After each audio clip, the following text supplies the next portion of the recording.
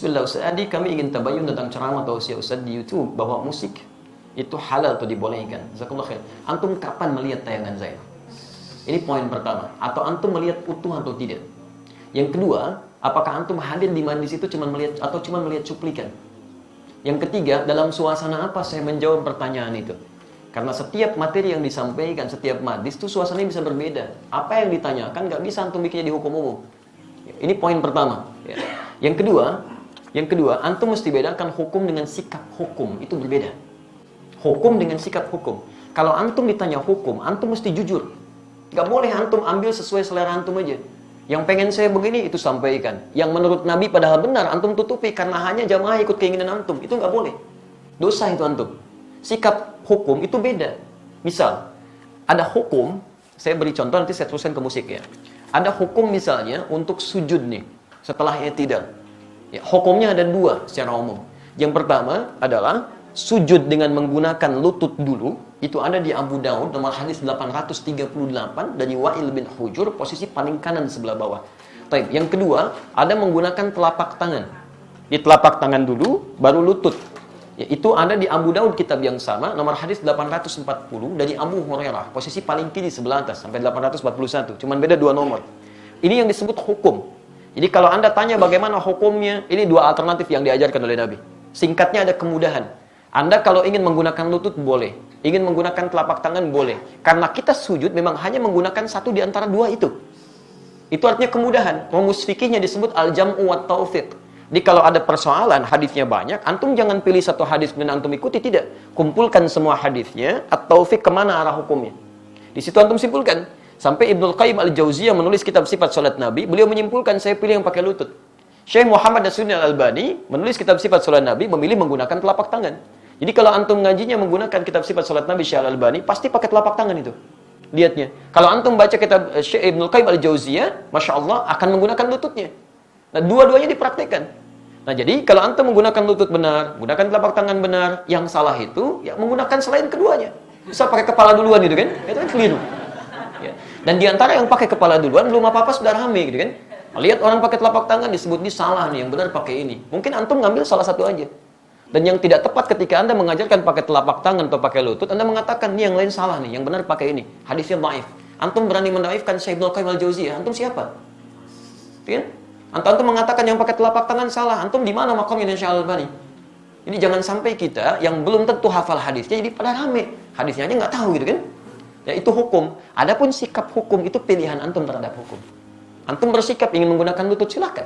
Bersikap ingin menggunakan telapak tangan itu silakan, itu nggak ada masalah di sini. Jelas di sini? Nah sekarang dari pemahaman ini, mari kita tarik kepada pertanyaan tadi. Musik apa sih hukumnya?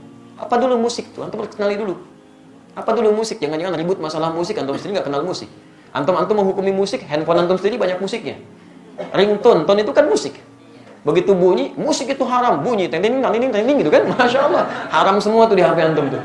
Antum harus kenali dulu apa itu gitu kan. Musik itu segala suara yang menghasilkan irama. Ingat ya, kami alhamdulillah saya sampai S2 itu spesialis saya di bahasa Arab. Saya senang tafsir Quran. Saya sangat cinta Quran ya. Dan alhamdulillah untuk memahami Quran saya harus paham bahasa Quran. Maka saya belajar di bahasa itu. Dan turunannya nanti ada pembahasan tentang syair. Yang di syair itu salah satu subbabnya pembahasan tentang musik. Karena unsur dari syair itu musik, salah satunya. Musik segala suara yang menghasilkan irama. Jadi setiap suara menghasilkan irama itu disebut dengan musik. Jelas di sini? Ini dibagi dua nanti. Ya. Yang pertama, ada yang tidak menggunakan alat. Jadi suara. Dan orang Arab sudah terbiasa tentang itu. Maka ketika mereka membuat syair, di antara unsur syair itu salah satunya musik. Kalau antum belajar jurusan bahasa Arab, berbicara tentang syair itu pasti itu akan belajar itu. Di antaranya ada irama, musik di situ. Kalau diturunkan ada 16 rumus, disebut dengan bahar di ilmu arud. Ada bahar tawil, ada madid, ada rajaz, ada macam-macam. Dan sejak zaman jahiliyah sudah ada. Jadi begitu mereka bikin syair, tidak ada irama musiknya, itu disebut aib musiknya. Aib syairnya, celah. Bukan syair yang fasih. Ya, tawilun lahu dunal buhuri fadailu fa'ulun mafa'ilun fa'ulun mafa'ilu kifanaf min dzikra habibin wa manzili bisaqtul liwa bainad dakhuli fahawmali. Selalu ada iramanya, membedakan satu dengan yang lainnya. Nah, pada yang seperti ini bahkan turun ayat Quran. Saya ulang ya, bahkan surah khusus yang membahas tentang kebiasaan mereka. Surah ke-26 disebut Asy-Syu'ara. Asy-Syu'ara itu jamak dari kata syair yang berarti pemusik, penyair. Nggak pakai O, penyair.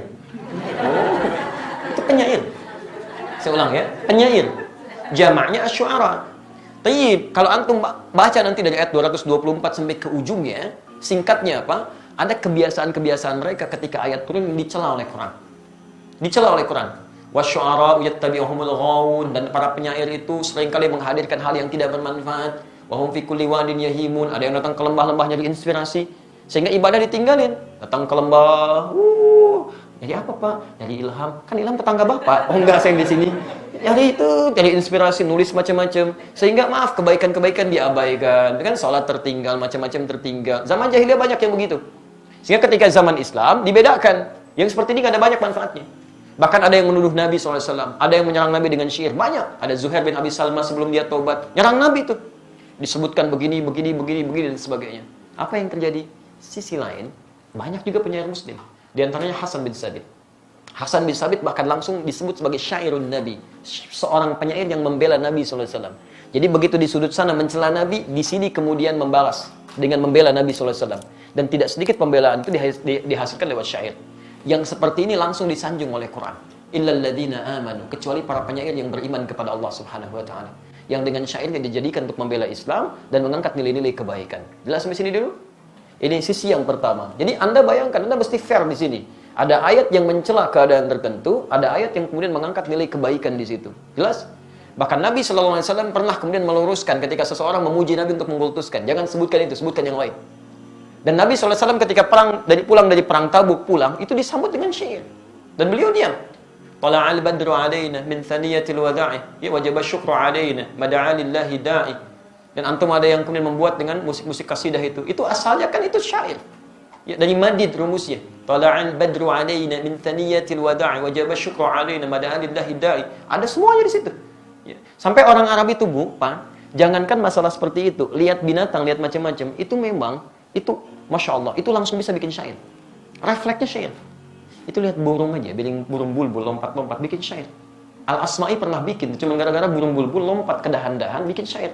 Sautu safiril bulbuli hayyaja qalbi thamili al-ma wa zahru ma zahri lahzul muqali fa anta yasridi wa sayyidi wa maulani fakam tajumuni ghajirin uqalqali qataftuhu min wadatin fi hadha ar-rajuli faqala la faqad ghada muharmili wal walad wali waydani faqultu la tuwalbili fabayyinul lu'lu'ali qalat lahu hina kadha in hadadul muqali kahatan kakailali tabtaburi.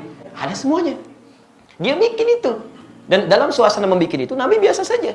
Jadi ketika buruk dicela oleh Nabi, ketika baik didiamkan oleh Nabi. Maka dari sini ulama sepakat dalam persoalan syair, musik yang berasal dari suara.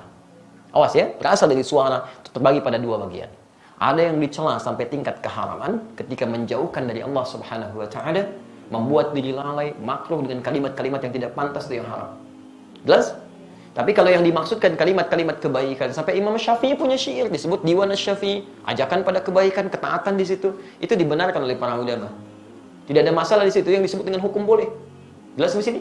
Jadi pernyataan saya jangan di-framing gitu kan, jangan dipotong seakan-akan Ustaz dibolehkan ini. Kata siapa? Saya nggak pernah membolehkan itu. Hukumnya ada di Quran, turun sejarahnya, antum bisa lihat, ini yang tidak boleh, ini yang boleh.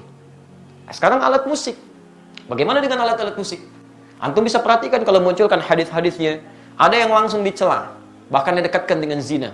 Kan? Allah akan datang di masa nanti orang-orang menghalalkan zina, menghalalkan khamar dan menghalalkan alat-alat musik, gitu kan? Pernah dengar hadisnya? Tayyib, itu apa yang dicela? Hal-hal yang bisa menyesatkan kita pada keburukan, yang menjauhkan dengan Allah Subhanahu wa taala.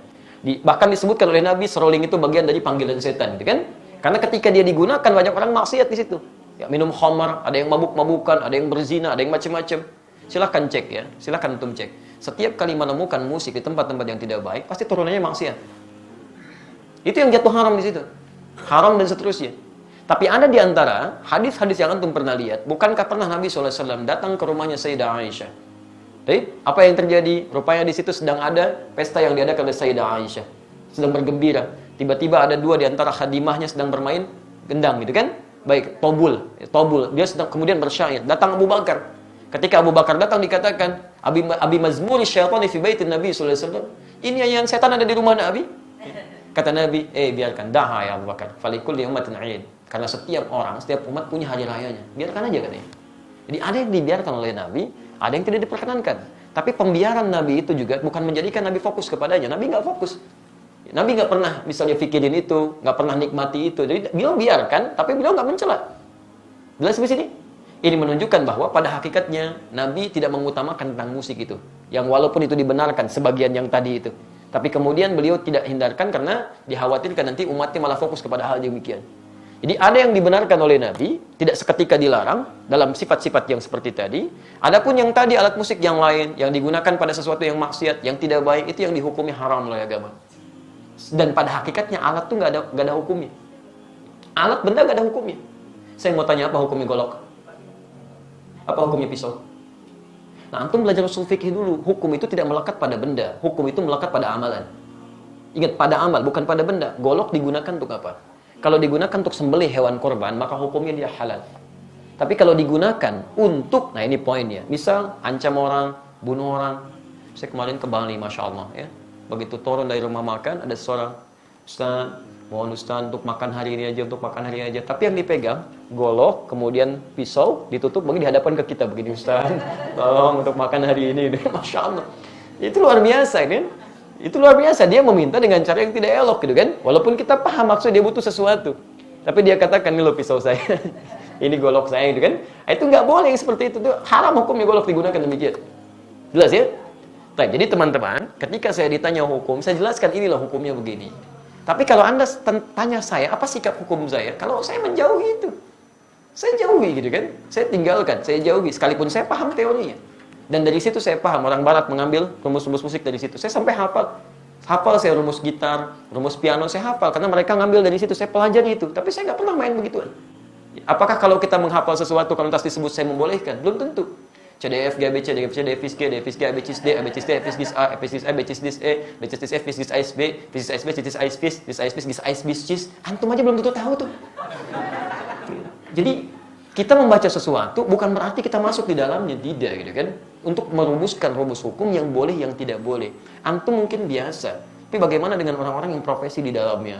Ada yang mengajar begini, ada yang begitu. Saya mesti berikan pendalaman hukum seperti ini. Tapi sikap saya seperti ini. Jelas di sini? Baik. Antum boleh tidak sepakat, tapi jangan sampai ketidaksepakatan itu menjadikan kita harus saling mencela. Itu nggak boleh.